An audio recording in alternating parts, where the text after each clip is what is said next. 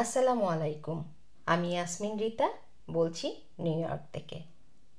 ঈদ তো চলে এলো, আর ঈদ হচ্ছে আমাদের স্পেশাল ফেস্টিভ্যাল।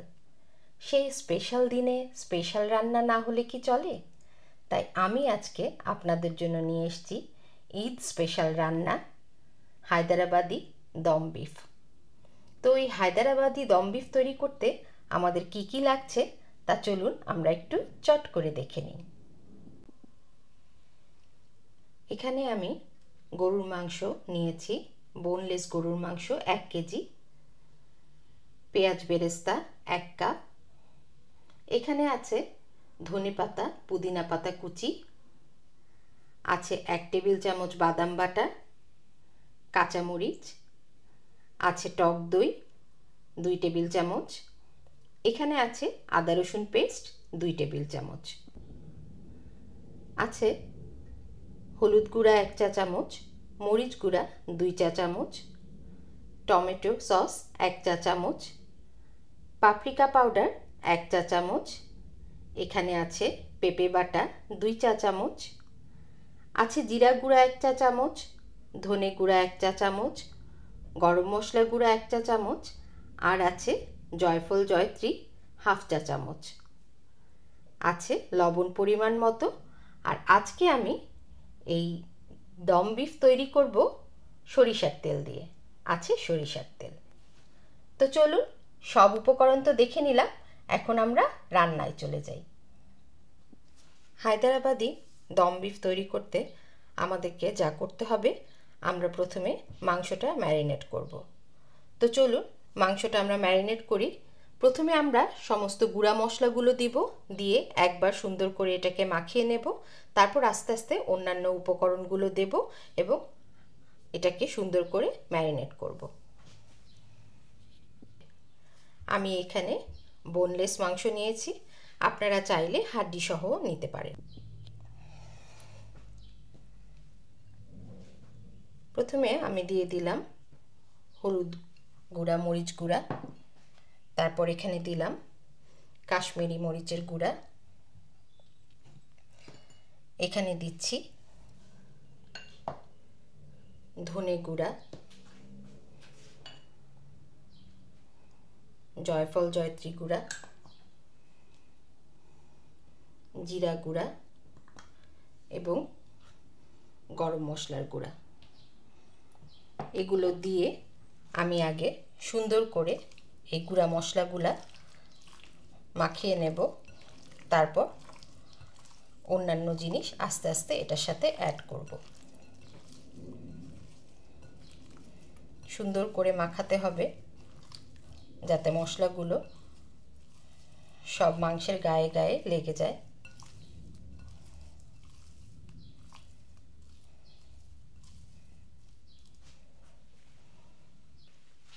গুঁড়া মশলাগুলো সুন্দর করে এখানে মাখানোর পরে আমি এখন এর মধ্যে দিয়ে দিচ্ছি আদা রসুনের পেস্ট, বাদাম বাটা।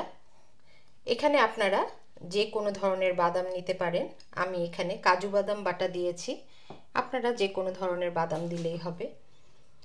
দিয়ে দিচ্ছি পেঁপে বাটা, আমি এখানে পেঁপে বাটা দিয়ে দিচ্ছি, আর দিয়ে দিচ্ছি টক দই। আমি পেঁপেটা খোসা সহ বেটে নিয়েছি, খোসা সহ বাটলে এটা তাড়াতাড়ি ম্যারিনেট হতে সাহায্য করে। তো এখন আমি আবার এটাকে সুন্দর করে মেখে নিচ্ছি।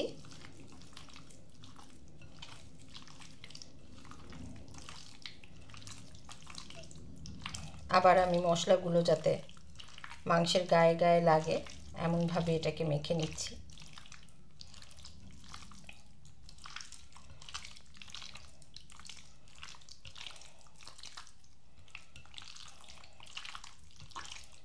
আমরা এটাকে ধাপে ধাপে মাখাচ্ছি যাতে এটা সুন্দর মতো মশলাগুলো মাংসর গায়ে লাগে। উপর থেকে নিচে, নিচ থেকে উপরে এটাকে সুন্দর করে মেখে নিতে হবে।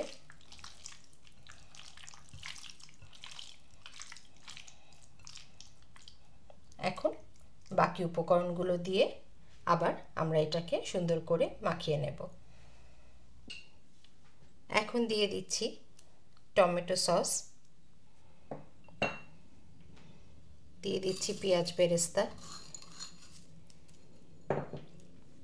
আর দিচ্ছি পরিমাণ মতো লবণ।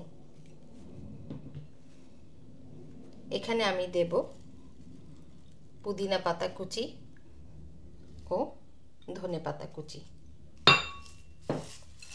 দিয়ে আবার এটাকে সুন্দর করে মেখে নিচ্ছি।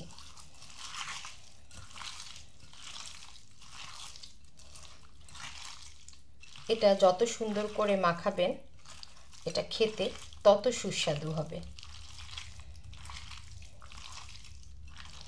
আমি আপনাদেরকে 1 কেজি মাংসের পরিমাণ অনুযায়ী সব উপকরণ দেখিয়েছি। আপনারা যদি এর চাইতে বেশি করেন তাহলে উপকরণগুলো একটু বাড়িয়ে বাড়িয়ে নেবেন। আমার মাখানো হয়ে গেছে। এখন আমি এর মধ্যে সরিষার তেল দিয়ে দিচ্ছি। তেল এখানে আমি 1/2 কাপের মতো দেব।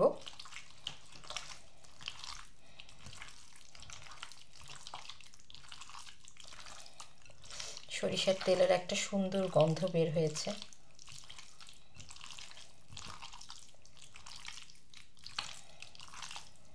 আমি আরেকটু পরিমাণ তেল দেব এখানে।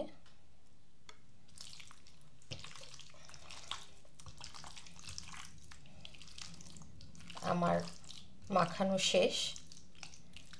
দেখতেই পাচ্ছেন কি সুন্দর হয়েছে কালারটা। আমার ম্যারিনেট করা শেষ। আমি এখন এটাকে 2 ঘন্টার জন্য রেস্টে রেখে দেব।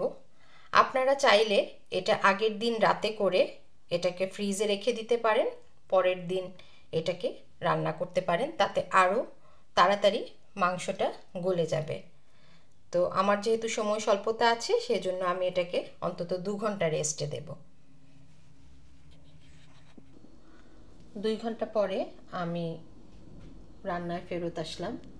প্যানে আমি 2 টেবিল চামচের মতো সরিষার তেল দিয়ে দিয়েছি। এটা গরম হয়েছে। এখন আমি মাংসগুলো এর মধ্যে দিয়ে দেব।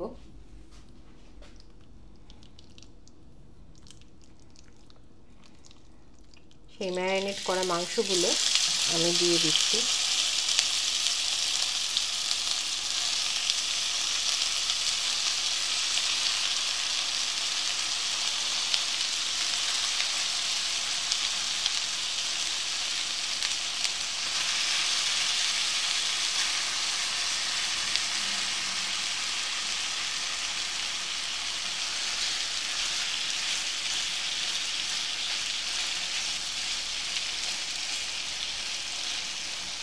সুন্দর করে এটাকে বসিয়ে দিতে হবে মাংসগুলো।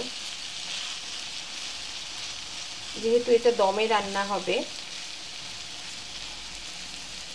সেহেতু প্রপার হিট যাতে পায় সেটা খেয়াল রাখতে হবে।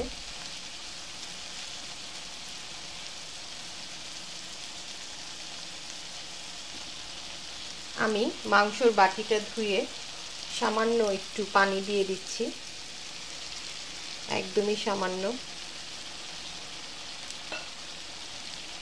এটাকে এখন আমরা একটু কষিয়ে নেব। কষানো শেষ হলে এটাকে আমরা দমে বসিয়ে রাখব। আমি একটু নেড়ে দিচ্ছি। চুলার আঁচ এখন বাড়ানো আছে। আমরা একটু কষিয়ে নিচ্ছি যাতে মশলার যে কাঁচা গন্ধটা সেটা যাতে চলে যায়। তারপর আমরা এটাকে দমে বসিয়ে দেব।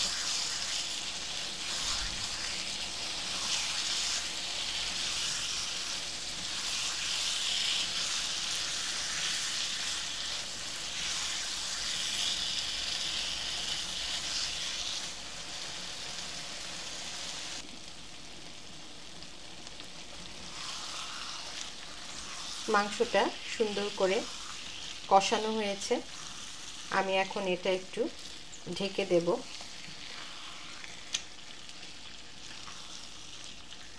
তার আগে আমি এর মধ্যে কয়েকটা কাঁচা মরিচ দিয়ে দিচ্ছি।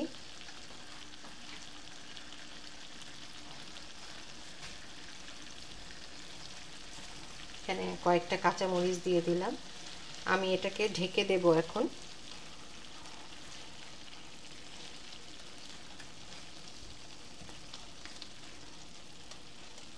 যদিও 2 ঘন্টা ম্যারিনেট করা হয়েছে, এমনিতেই মাংস গলে যাওয়ার কথা, কিন্তু তারপরেও অনেক গরুর মাংস গলতে কষ্ট হয়, তখন আপনারা চাইলে এর মধ্যে গরম পানি অ্যাড করতে পারেন। আর আমি এখন ঢেকে দিচ্ছি, মাংস থেকে যদি পানি উঠে এটা গলে যায় তো ঠিক আছে, নইলে আমিও এটার মধ্যে একটু গরম পানি অ্যাড করব। 5 মিনিট পরে ঢাকনাটা তুলে আমি একটু নেড়ে দিচ্ছি। মাংস থেকে যথেষ্ট পানি বের হয়েছে। আমি একটু সুন্দর করে নেড়ে দিচ্ছি।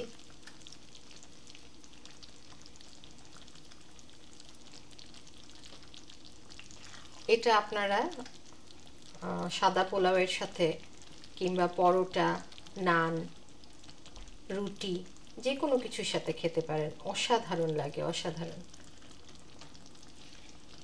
পুদিনা পাতার একটা স্মেল, ধনে পাতার একটা স্মেল, খুবই সুন্দর একটা, খুবই স্বাদের একটা মাংস হয় এটা। তো আমি ঢেকে দিচ্ছি। আপনারা আঁচটা দেখে বুঝতে পারছেন যে আমি এটা স্লো কুক করছি। আমি আবার ঢেকে দিচ্ছি। আমি আবার ঢাকনাটা তুলে একটু নেড়ে দেব। দেখতে পাচ্ছেন যথেষ্ট পরিমাণ পানি বের হয়েছে মাংস থেকে, কারণ এখানে টক দই দেয়া আছে, পেঁপে বাটা দেয়া আছে, এই জন্য পানি যথেষ্ট পরিমাণ বের হয়েছে টক দইয়ের জন্য।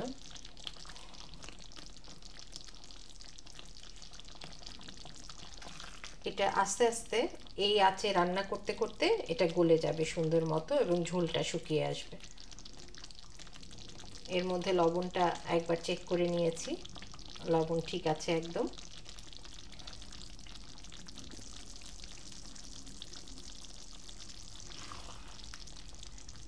ঈদ মানেই তো খুশি, ঈদ মানে আনন্দ, আর সেটা যদি হয় কোরবানির ঈদ তাহলে তো তার আনন্দ আরও 2 গুণ বেড়ে যায়।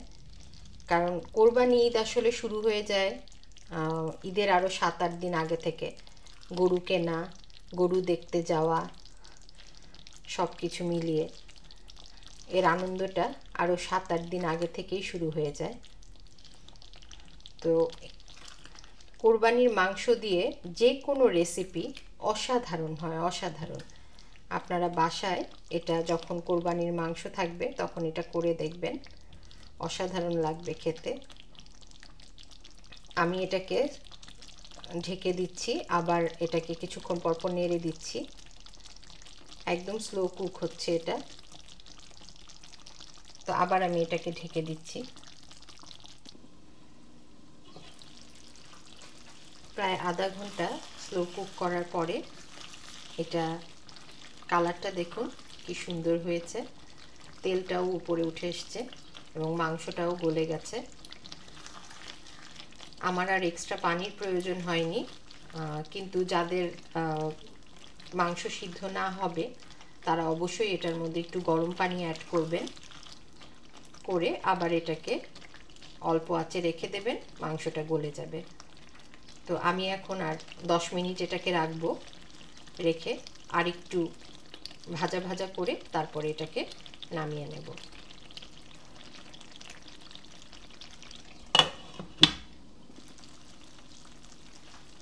নামানোর আগে দিয়ে আমি আরেকটু পুদিনা পাতা আর আরেকটু ধনে পাতা ছিটিয়ে দিচ্ছি,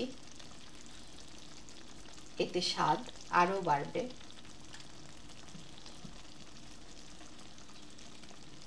দিয়ে আমি একটু ঢেকে রাখছি। অল্প কিছুক্ষণের জন্য।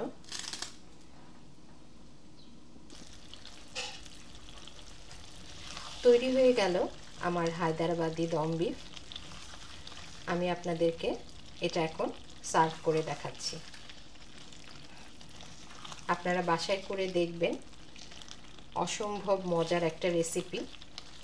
এটা সব ধরনের সব কিছু দিয়ে খাওয়া যায়, রুটি, পরোটা, ভাত, পোলাও, খিচুড়ি সব কিছু দিয়েই এটা খেতে ভালো লাগে। তো চলুন এটা আমি এখন আপনাদেরকে সার্ভ করে দেখাই। তৈরি হয়ে গেল আমার হায়দ্রাবাদি দম বিফ। রেসিপিটা কেমন লাগলো অবশ্যই আপনারা আমাকে কমেন্টসে জানাবেন। আর আমি আশা করব আপনারা ঈদে এটা রান্না করবেন এবং খেয়ে আমাকে জানাবেন কেমন হয়েছে এর স্বাদ। আজকের মতো আমি বিদায় নেব। যাবার আগে সবাইকে আগাম ঈদের শুভেচ্ছা। ঈদ মোবারক। সবার ঈদ অনেক অনেক ভালো কাটুক। আজ এই পর্যন্তই। দেখা হবে নতুন কোনো রেসিপি নিয়ে আবার আপনাদের সাথে। আল্লাহ হাফেজ।